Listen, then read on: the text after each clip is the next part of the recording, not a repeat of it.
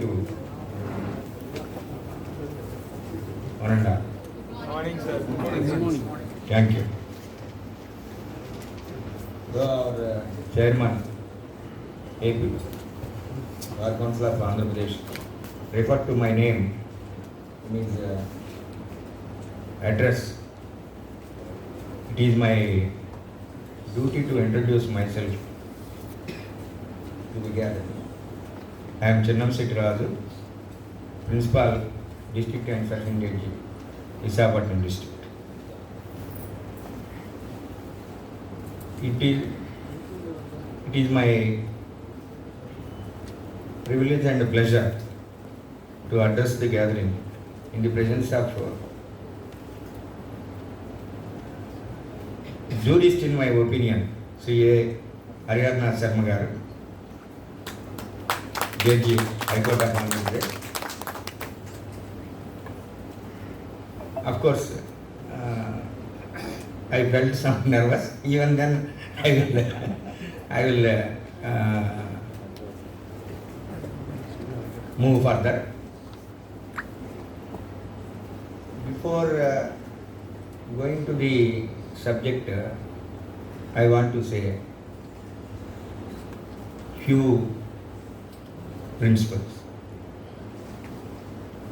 Everybody knows that law is not static. We have been observing day by day new case law, which we will not expect. Therefore, this type of programs periodically is required. For which I am thanking the Bar Council of Andhra Pradesh for conducting this program. Second one is we have to keep the same in our mind. Law is of two types. Law made by legislature or parliament, and the next second one is judgment law, that is case law. It is settled that case law prevails over the law. When there is conflict between law and case law, we have to follow case law. I think you may agree or you may not agree, that is a different aspect. For which I will give one example. In 304A of Code of Criminal Procedure, R is used. Accused can be, on conviction, accused can be imprisoned or he can be fined. R, not end. Court, the magistrate cannot impose both as per law. But the judgment law says that when once conviction is recorded, you have to impose both imprisonment as well as fine. So, judgment law, rather case law prevails over the law. If any magistrate follows section 304A and imposes fine only on conviction for the offence under section 304A, I think the higher ups may find fault with him. He mandatorily has to impose both imprisonment as well as fine. That is the law made by Supreme Court. They made such law in view of the rampant road accidents in India. So coming to our subject, first one is rejection of plaint. To curb the vexatious and sham litigations, this provision has been enacted. Why this provision is enacted? Can't we check the plaints at the time of numbering? We can curb it even at the time of numbering itself. When it is curbed, sham and vexatious litigation, we curb at the stage of numbering. I think the filing of application under Order 7, Rule 11 for rejection of plaint will not arise.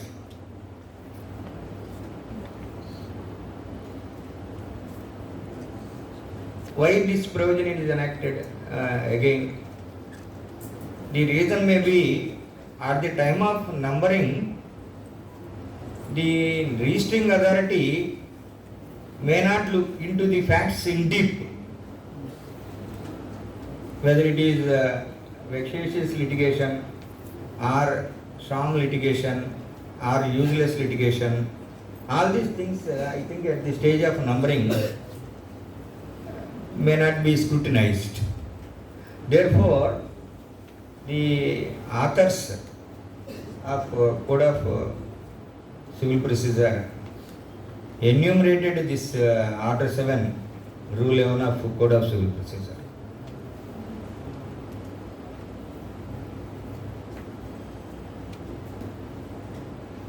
Then, when the application for rejection of plaint under Order 7, Rule 11 can be filed, law says at any stage it can be filed.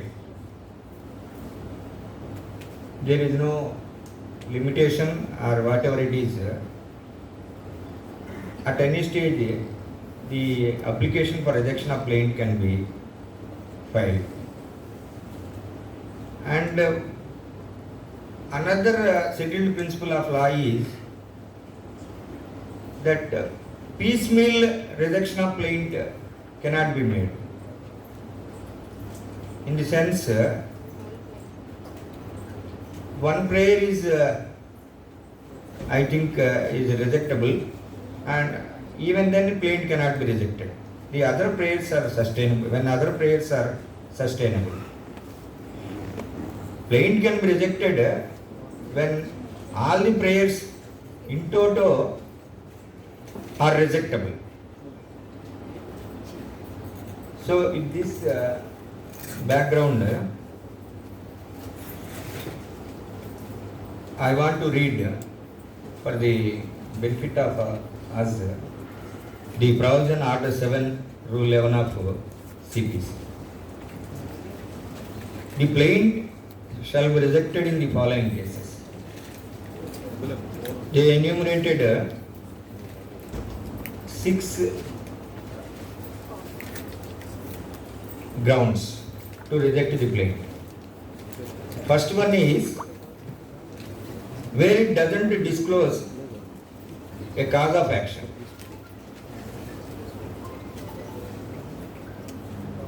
If cause of action is silent in plaint, it can be rejected. Second one is where the relief claimed is undervalued. If one shows the less value of the property than the market value, the plaint can be rejected. Firstly, the court will return the plaint for correcting the valuation, and even then if the party doesn't incline to rectify the valuation, then the plaint will be rejected. And the third one is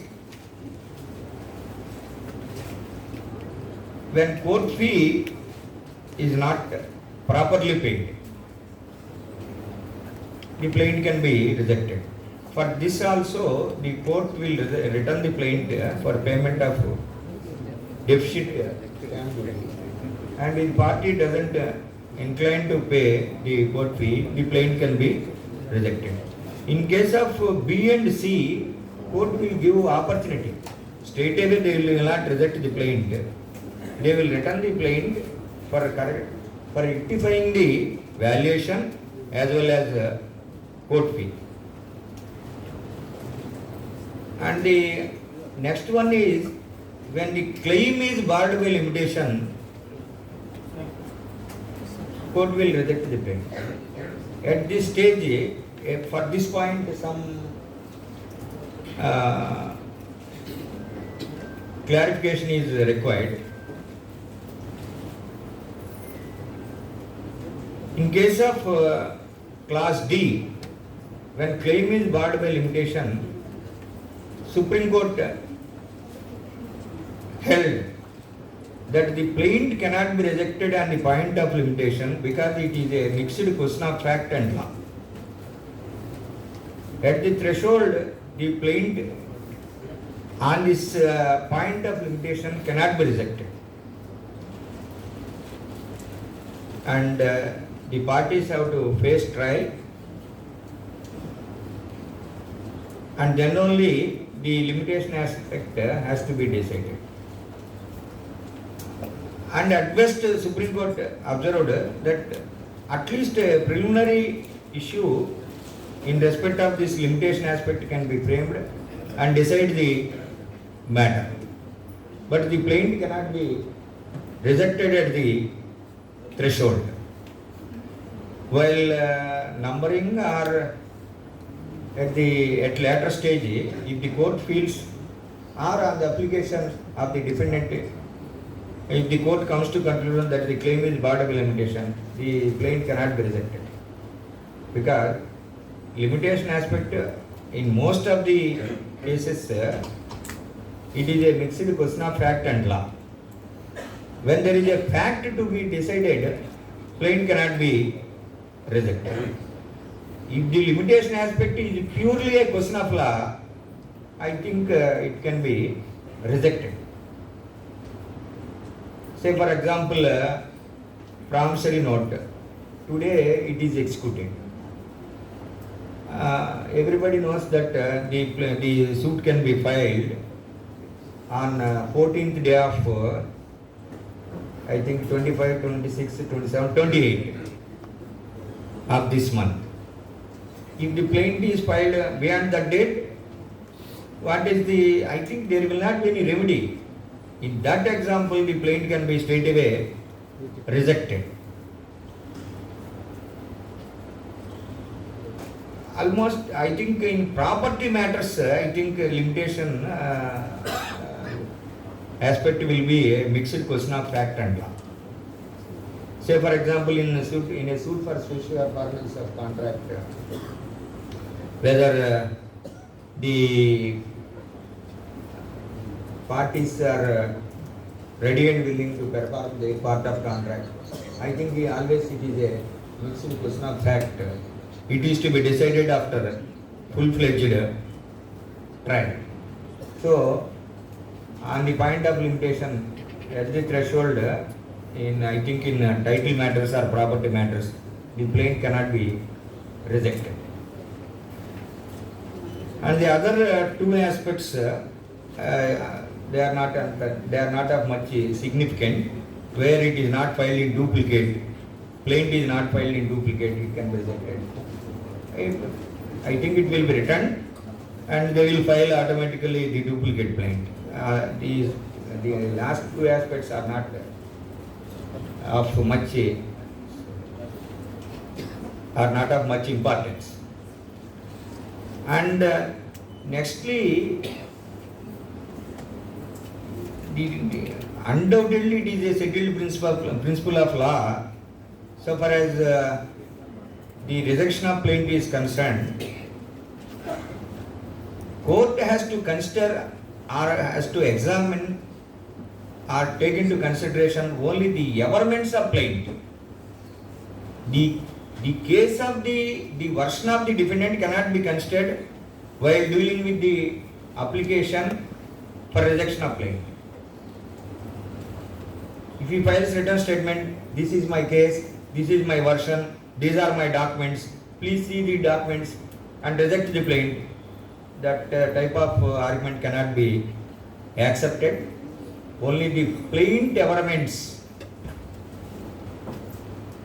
and the documents filed by plaintiff, filed along with the plaint, only are to be considered for rejection of plaint.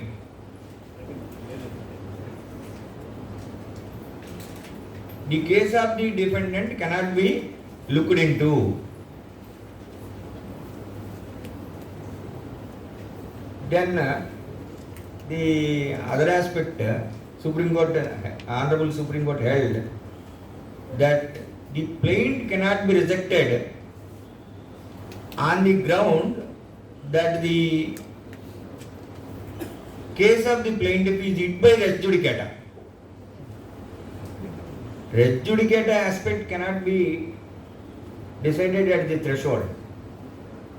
Only after trial that point is to be decided on the ground that the by showing the defendant will show by filing some documents. Sir, the plaint is liable to be rejected as it is hit by res judicata. No. The case of the defendant cannot be looked into. Plaint only has to be seen. Even then, on the point of res judicata, the plaint cannot be rejected at the threshold.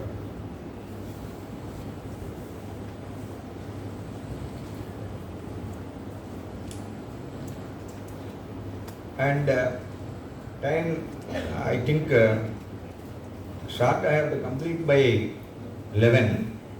Then I will go to the other subject, that is discharge of accused. So that is rejection of plaint in civil. This is discharge of accused in criminal. Our Lordship just now in Honorable VCC chambers that you selected one vegetarian subject and non-vegetarian subject. So, but the result is one and the same. Plaint is rejected, there will not be nothing. When the accused is discharged, there will not be nothing. Therefore, on that reason I selected these two subjects.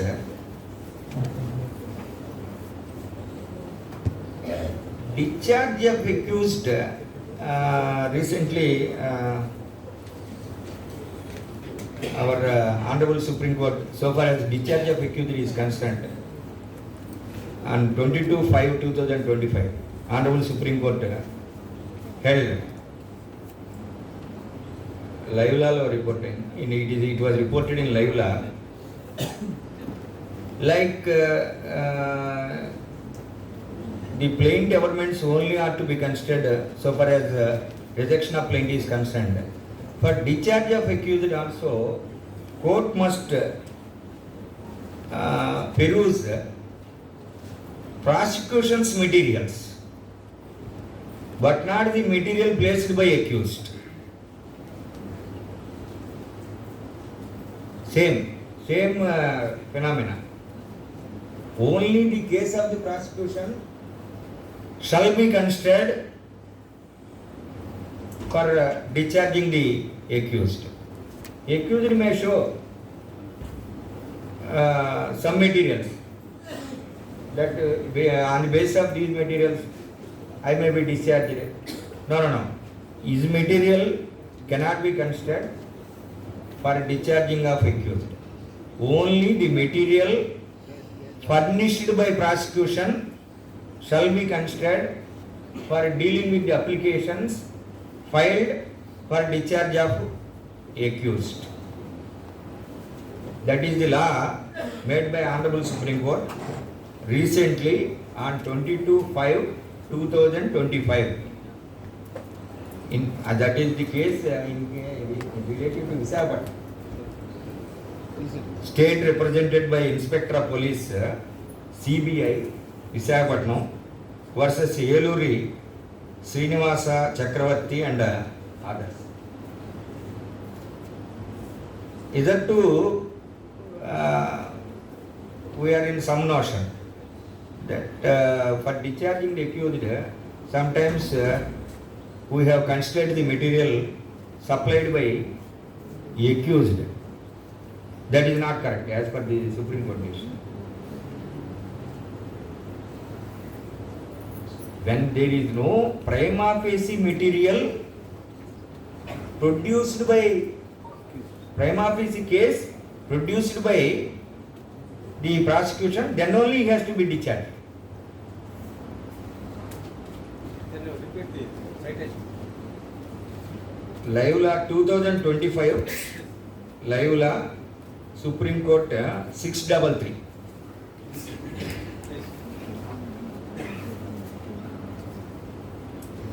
So far as law is concerned, for discharge of accused, under CRPC, in sessions cases, under section 227 of Code of Criminal Procedure 1973, the application for discharge of accused can be filed. Now, under BNSS, it is 250. 227 is rather changed to 250. So far as sessions cases are concerned. And both the sections are one and the same, but there is one limitation aspect. For filing application by the accused in sessions cases for discharge of accused, under section 250 of BNSS, the limitation is 60 days from the date of commitment of the case by the magistrate. On one day or the other, the magistrate will commit the case to the sessions division. So, from the date of committal, the accused has to file application for discharge of accused. In this connection, you may ask that for sending bundle, I think the magistrates sometimes will cause delay of more than 60 days. Then how the application is to be filed? So, in my opinion, but I think I do not know whether in this connection any judgment law comes or not.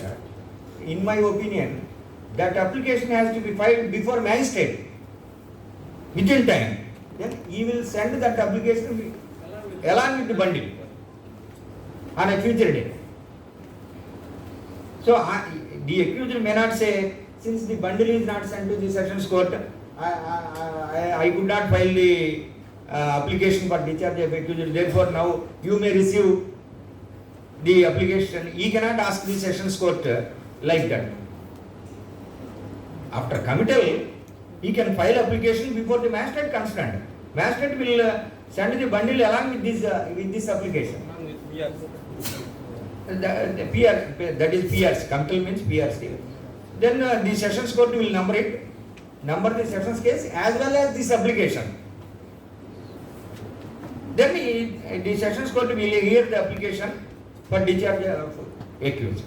So that point has to be kept in mind. The limitation is very, very important and serious.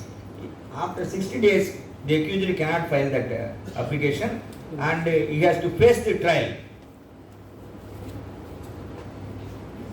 And another provision, so far as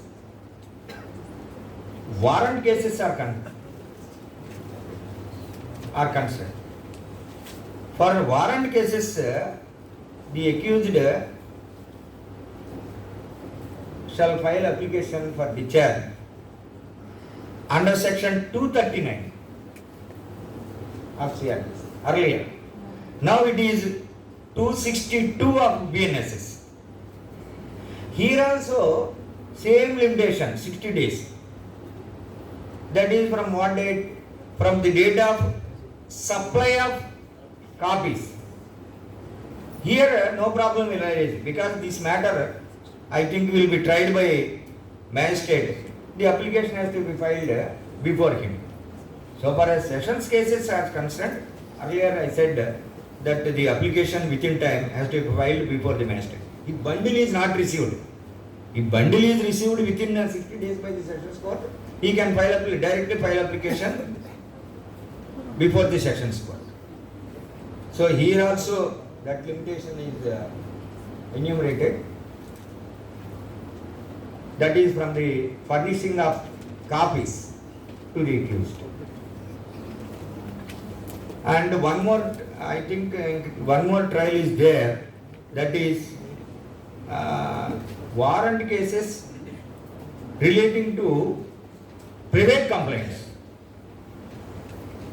Warrant case, trial of warrant cases is of two types. One is cases instituted upon police report, that is charge sheet. Warrant case instituted upon private complaint. So, for this, earlier section is in CRPC 245, now it is 268. Under 268 there is no limitation.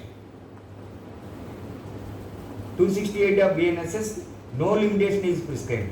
That means, as earlier we did, the application for discharge can be filed at any stage.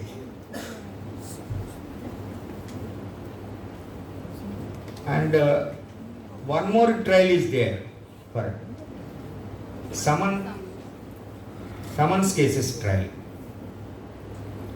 So far as summons cases trial is concerned,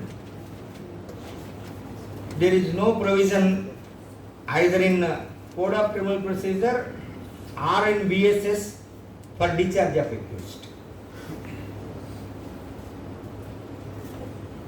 Even then, as per judgment law, the accused can file application for discharge. Even in summons cases, summons trials. Supreme Court observed, Honorable Supreme Court observed in such a way, in a case came Matthew versus State of Kerala and others, reported in AR 1992, Supreme Court 2206. As per the law made by Honorable Supreme Court in this case, the accused can file application even in summons cases for discharge. From common sense point of view, when there is no charge, there is no discharge. In summons cases, I think we will not frame any charge. Even then, when there is no prima facie case against the accused, he can file application to discharge me from the case as per this decision.